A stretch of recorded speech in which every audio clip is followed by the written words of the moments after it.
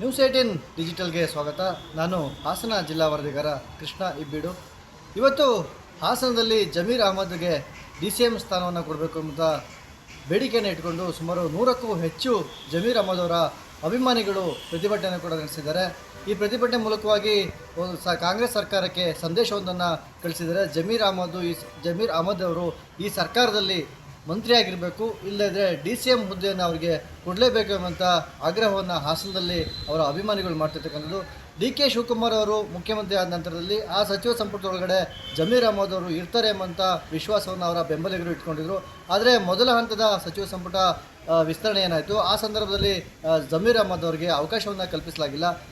ಆ ಕಾರ್ಯಕ್ರಮದಲ್ಲಿ ಜಮೀರ್ ಅವರು ಕೂಡ ಭಾಗಿಯಾಗಿದ್ದರು. ಆದರೆ ಮುಂದಿನ ದಿನಗಳಲ್ಲಿ ಸಚಿವ ಸಂಪುಟ ಏನು ವಿಸ್ತರಣೆ ಆಗುತ್ತೆ, ಆ ಸಚಿವ ಸಂಪುಟ ವಿಸ್ತರಣೆ ಒಳಗಡೆ ಜಮೀರ್ ಅಹಮದ್ ಅವರು ಇರಬೇಕು, ಇಲ್ಲದೇ ಇದ್ದರೆ ಅವರಿಗೆ DCM ಹುದ್ದೆಯನ್ನು ಕಲ್ಪಿಸಿಕೊಡಬೇಕು ಎಂಬಂಥ ನಿಟ್ಟಿನಲ್ಲಿ ಇವತ್ತು ಆಗ್ರಹವನ್ನು ಹಾಸನದಿಂದ ಅವರ ಅಭಿಮಾನಿಗಳು ಮಾಡಿದ್ದಾರೆ.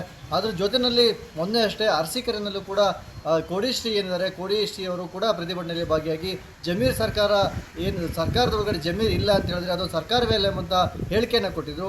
ಅದೇ ನಿಟ್ಟಿನಲ್ಲಿ ರಾಜ್ಯಾದ್ಯಂತ ಜಮೀರ್ ಅಹಮದ್ ಅವರ ಪರವಾಗಿ ಈಗ ಆಗ್ರಹಗಳು ಕೂಡ ಕೇಳಿ ಬರ್ತಿದೆ. ಕಾಂಗ್ರೆಸ್ ಸರ್ಕಾರ ಬರಲಿಕ್ಕೆ ಜಮೀರ್ ಅಹಮದ್ ಅವರ ಪಾತ್ರ ಕೂಡ ಇದೆ. ಈ ಹಿಂದೆ ಇದ್ದಂಥ ಸಿದ್ದರಾಮಯ್ಯರು ಕೂಡ ಅವರಿಗೆ ಸರ್ಕಾರದಲ್ಲಿ ಸಚಿವ ಸ್ಥಾನವನ್ನು ನೀಡಿದರು. ಈಗಲೂ ಕೂಡ ಅದನ್ನು ಮುಂದುವರಿಸ್ಕೊಡ್ಬೇಕು. ಪ್ರಭಾವಿ ನಾಯಕರಾಗಿದ್ದರೆ ಹಿಂದುಳಿದ ವರ್ಗಗಳ ನಾಯಕರಲ್ಲಿ ಜಮೀರ್ ಅವರು ಕೂಡ ಸೇರ್ಕೊಳ್ತಾರೆ. ಅದರ ಜೊತೆಯಲ್ಲಿ ಮುಸ್ಲಿಂ ಸಮುದಾಯ ಇದೆ, ಮುಸ್ಲಿಂ ಸಮುದಾಯಕ್ಕೆ ಅಗ್ರಗಣ್ಯ ನಾಯಕರ ಸ್ಥಾನದಲ್ಲಿ ಜಮೀರ್ ಅಹಮದ್ ಅವರು ಕೂಡ ಈಗ ರಾಜ್ಯಾದ್ಯಂತ ಹೋರಾಟವನ್ನು ನಡೆಸ್ತಾರೆ.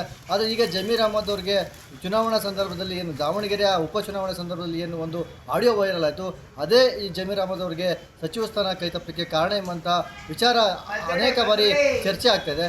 ಅದರ ನಡುವೆ ಕೂಡ ಜಮೀರ್ ಅಹಮದ್ ಅವರಿಗೆ ಈಗ ಸಚಿವ ಸ್ಥಾನ ಬೇಡಿಕೆಯನ್ನು ಅವರ ಅಭಿಮಾನಿಗಳು ಇಟ್ಟಿರ್ತಕ್ಕಂಥದ್ದು. DK ಶಿವಕುಮಾರ್ ಅವರು ನಿರಾಯಾಸವಾಗಿ ಕಾಂಗ್ರೆಸ್ ಹೈಕಮಾಂಡನ್ನು ಮನವೊಲಿಸಿ ಮುಖ್ಯಮಂತ್ರಿ ಸ್ಥಾನವನ್ನು ಕೂಡ ಗಿಟ್ಟಿಸಿಕೊಂಡಿದ್ದಾರೆ. ಅದ್ರ ಜೊತೆನೇ 13 ಸಚಿವರನ್ನು ಕೂಡ ಈಗಾಗಲೇ ನೇಮಕ ಮಾಡಿಕೊಂಡಿದ್ದಾರೆ. ಇನ್ನು ಉಳಿದಂತಹ 20 ಸಚಿವರನ್ನ ನೇಮಕ ಏನು ಮಾಡಬೇಕಾಗುತ್ತೆ. ಈ 20 ಸಚಿವರ ಒಳಗಡೆ ಜಮೀರ್ ಅಹಮದ್ ಅವರಿಗೆ ಆ ಸ್ಥಾನವನ್ನು ಕಲ್ಪಿಸಿಕೊಡ್ಬೇಕಾಗುತ್ತೆ. ಇಲ್ಲ ಅಂತ ಹೇಳಿದ್ರೆ ರಾಜ್ಯಾದ್ಯಂತ ಹೋರಾಟವನ್ನು ಇನ್ನಷ್ಟು ಮುಂದುವರಿಸ್ತೀವಿ ಎಂಬಂಥ ಆ ಎಚ್ಚರಿಕೆಯನ್ನು ಜಮೀರ್ ಅಹಮದ್ ಅವರ ಅಭಿಮಾನಿಗಳು ಇವತ್ತು ಹಾಸನದಲ್ಲಿ ಕೊಟ್ಟಿದ್ದಾರೆ. ನಾವು ಇಡೀ ಕಾಂಗ್ರೆಸ್ ಹೈಕಮಾಂಡ್ ರಾಹುಲ್ ಗಾಂಧಿ, ಸೋನಿಯಾ ಗಾಂಧಿ, ಮಲ್ಲಿಕಾರ್ಜುನ ಖರ್ಗೆ ಅವರು ಹಾಗೂ ಸುರ್ಜೇವಾಲಾ ಆಗಿರ್ಲಿ, ನಾವು ತಿಳಿಸೋದು ಏನಂದ್ರೆ ಈ ನಮ್ಮ ಪ್ರತಿಭಟನೆ ಆಗ್ರಹ ಮಾಡೋದು ಏನಂದ್ರೆ ಹಾಸನ ಜಿಲ್ಲೆಯಲ್ಲಿ ಈ ದಿನ ನಾವು ಸೇರಿರೋದು ನಮ್ಮ ಅಲ್ಪಸಂಖ್ಯಾತರ ಮುಖಂಡರಾದಂತಹ ನಮ್ಮ ನಾಯಕರಾದಂತಹ BZ ಜಮೀರ್ ಅಹಮದ್ ಖಾನ್ ಅವರಿಗೆ ಕಾಂಗ್ರೆಸ್ ಹೈಕಮಾಂಡ್ ಕಡೆಗಣಿಸಿದೆ. ಮೊದಲನೆಯ ಸಚಿವ ಸಂಪುಟದಲ್ಲಿ ಅವರಿಗೆ ಒಂದು ಉನ್ನತವಾದ ಸ್ಥಾನ ಅಂದರೆ ಉಪಮುಖ್ಯಮಂತ್ರಿ ಸ್ಥಾನ. ಕಾಂಗ್ರೆಸ್ ಹೈಕಮಾಂಡ್ ಉಪಮುಖ್ಯಮಂತ್ರಿ ಸ್ಥಾನವನ್ನು ಅವರಿಗೆ ನೀಡಬೇಕಾಗಿತ್ತು. ಕಾರಣ ಸುಮಾರು ಇಡೀ ಕರ್ನಾಟಕ ರಾಜ್ಯದಲ್ಲಿ, ಕೇರಳ ರಾಜ್ಯದಲ್ಲಿ ತನ್ನ ಕಾಲಿಗೆ ಚಕ್ರ ಕಟ್ಕೊಂಡು ಕಾಂಗ್ರೆಸ್ಗೋಸ್ಕರ ಪ್ರಚಾರ ಮಾಡಿ ಇವತ್ತು ಈ ಸ್ಟಾರ್ ಕ್ಯಾಂಪೇನ್ ಮಾಡಿ ಇವತ್ತು ಏನಾದ್ರು ಇಡೀ ಮುಸ್ಲಿಂ ಸಮುದಾಯ ಕಾಂಗ್ರೆಸ್ ಪರವಾಗಿ ಇದೆ ಅಂದ್ರೆ ಅದು ಪ್ರಯತ್ನ BZ ಜಮೀರ್ ಅಹಮದ್ ಖಾನ್ ಸಾಹೇಬರು ಮರಿಬಾರ್ದು. ನಾವು 2028ನೇ ಚುನಾವಣೆಯಲ್ಲಿ ನಾವೆಲ್ಲರೂ ಮುಸಲ್ಮಾನ್ ಬಾಂಧವರು ಒಂದಾಗಿ ಒಗ್ಗಟ್ಟಾಗಿ ಮತ್ತೆ ಕಾಂಗ್ರೆಸ್ ಪಕ್ಷಕ್ಕೆ ಗೆಲುವು ತರಬೇಕಾದ್ರೆ ನಮ್ಮ BZ ಜಮೀರ್ ಅಹಮದ್ ಖಾನ್ ಸಾಹೇಬರು ಉಪಮುಖ್ಯಮಂತ್ರಿ ಆಗಲೇಬೇಕು. ಬಹಳ ಮುಖ್ಯವಾಗಿ 2 ಉದ್ದೇಶಗಳು ಈ ಒಂದು ಪ್ರತಿಭಟನೆಯದಾಗಿದೆ. ಮೊದಲನೇದಾಗಿ ಕರ್ನಾಟಕ ರಾಜ್ಯದಲ್ಲಿ ಸುಮಾರು 84 ಲಕ್ಷ ಮುಸ್ಲಿಂ ಸಮುದಾಯ ಇದೆ. ಆ ಸಮುದಾಯಕ್ಕೆ ಇವತ್ತು ಕಾಂಗ್ರೆಸ್ ಸರ್ಕಾರ ಕೊಟ್ಟಿರುವಂತದ್ದು ಕೇವಲ ಒಂದು ಪ್ರಾತಿನಿಧ್ಯ ಮಾತ್ರ, ಅದು UT ಖಾದರ್ ಅವರಿಗೆ. ಆದ್ರೆ ಇವತ್ತು ನಾವು ಇಡೀ ರಾಜ್ಯದ ಮುಸ್ಲಿಂ ಸಮುದಾಯ ಒಕ್ಕೊರಲಿನಿಂದ ಕೇಳ್ತಾ ಇದ್ದೇವೆ, ಸಮುದಾಯದ ಜನಸಂಖ್ಯೆಗೆ ಅನುಗುಣವಾಗಿ ಸುಮಾರು 4 ರಿಂದ 5 ಜನ ಮಂತ್ರಿಮಂಡಲದಲ್ಲಿ ಸ್ಥಾನವನ್ನು ಕೊಡಬೇಕು ಅನ್ನೋ ಒತ್ತಾಯವನ್ನು ಮಾಡ್ತಾ ಇದ್ದೀವಿ. ಇದು ಮೊದಲನೇ ಒತ್ತಾಯ. ಎರಡನೇದಾಗಿ ನಮ್ಮ ಸಮುದಾಯದ ನಾಯಕರು, ಅದು ಕೂಡ ಇತ್ತೀಚಿನ ದಿನಗಳಲ್ಲಿ ಕಾಂಗ್ರೆಸ್ ಪಕ್ಷಕ್ಕೆ ಬಹಳ ಜರೂರಿರುವಂತಹ ನಾಯಕರು, ಕೇರಳ, ತೆಲಂಗಾಣ ಈ ರೀತಿಯಾದಂತಹ ಎಲ್ಲ ಚುನಾವಣೆಗಳನ್ನ ನೋಡಿದ್ರೆ ಆ ಚುನಾವಣೆಗಳಲ್ಲಿ ಬಹಳಷ್ಟು ಅಲ್ಪಸಂಖ್ಯಾತ ಸಮುದಾಯದ ನಾಯಕರನ್ನ ಗೆಲ್ಲಿಸಿದಂತ ನಾಯಕರು BZ ಜಮೀರ್ ಅಹಮದ್ ಖಾನ್ ಅವರು. 3 ವರ್ಷ ಸತತವಾಗಿ ಒಳ್ಳೆಯ ರೀತಿಯಾದಂತಹ ಸಚಿವ ಸ್ಥಾನವನ್ನ ನೆರವೇರಿಸಿದ್ರು ಕೂಡ ನಂತರದಲ್ಲಿ ಈಗಿನ ಸಚಿವ ಸಂಪುಟದಲ್ಲಿ ಅವ್ರನ್ನ ಕೈ ಬಿಟ್ಟಿರೋದು ಆ ರಾಜ್ಯದ ಮುಸ್ಲಿಂ ಸಮುದಾಯಕ್ಕೆ ಆದಂತ ಅನ್ಯಾಯ ಅದು.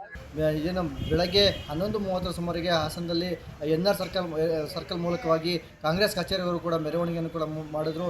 ಜಮೀರ್ ಅಹಮದ್ ಅವರು ಇರ್ತಕ್ಕಂಥ ಪೋಸ್ಟರನ್ನು ಹಿಡಿದು ಅವರಿಗೆ ಯಾವುದೇ ಕಾರಣಕ್ಕೂ ಸಚಿವ ಸಂಪುಟದಲ್ಲಿ ಅವಕಾಶವನ್ನು ಕಲ್ಪಿಸಲಿಕ್ಕೆ ಕೊಡಲೇಬೇಕು, ಇಲ್ಲದಿದ್ದರೆ ಮುಂದಿನ ದಿನಗಳಲ್ಲಿ ಹೋರಾಟವನ್ನು ಮಾಡ್ತೀವಿ ಅಂತ ಎಚ್ಚರಿಕೆಯನ್ನು ಕೂಡ ಕೊಟ್ಟರು.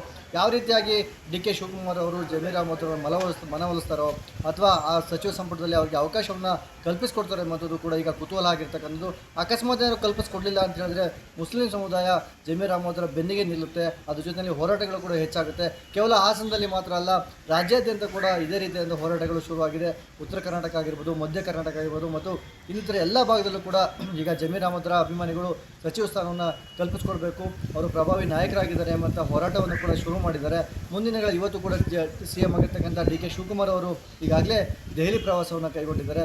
ಅಲ್ಲಿ ಯಾವ ರೀತಿ ಚರ್ಚೆ ಆಗುತ್ತೆ, ಯಾರಿಗೆಲ್ಲ ಅವಕಾಶವನ್ನು ಕಲ್ಪಿಸ್ಕೊಡ್ಬೇಕು, ಆ ಜಮೀರ್ ಅಹಮದ್ ಅವ್ರಿಗೆ ಈಗ ಮುಂದೆ ವಿಸ್ತರಣೆ ಆಗುತ್ತಂತಹ ಸಚಿವ ಸಂಪುಟ ಪಟ್ಟಿ ಒಳಗಡೆ ಜಮೀರ್ ಅವ್ರನ್ನ ಕೂಡ ತೆಗೆದುಕೊಳ್ಬೋದಾ, ಹೈಕಮಾಂಡ್ ಇದಕ್ಕೆ ಯಾವ ರೀತಿಯಾಗಿ ಅವಕಾಶವನ್ನು ಕಲ್ಪಿಸ್ಕೊಡುತ್ತೆ ಮತ್ತು ಏನು ಆಡಿಯೋ ಏನು ರಿವೀಲ್ ಆಗಿತ್ತು ಅದರ ಸಂಬಂಧಪಟ್ಟಂಗೆ ಏನು ಹೈಕಮಾಂಡ್ ಯಾವ ರೀತಿ ನಿರ್ಧಾರವನ್ನು ತೆಗೆದುಕೊಳ್ಳೋದು ಎಲ್ಲದೂ ಕೂಡ ಈಗ ಗೌಣ ಆಗಿರ್ತಕ್ಕಂಥ ವಿಚಾರ. ಇದು ಯಾವ ರೀತಿ ಫಲಪ್ರದ ಆಗುತ್ತೋ ಅಥವಾ ಹೋರಾಟಗಳು ಮುಂದುವರಿಯುತ್ತೆ ಮತ್ತು ನಾವು ಈಗ ಕಾದು ನೋಡಬೇಕಾಗಿರ್ತಕ್ಕಂಥದ್ದು.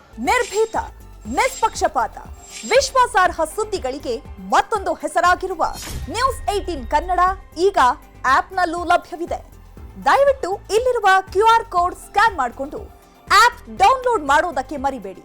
ನಿಮ್ಮ ಬೆಂಬಲ ಹೀಗೆ ಸದಾ ನಮ್ಮೊಂದಿಗಿರಲಿ. ಧನ್ಯವಾದ.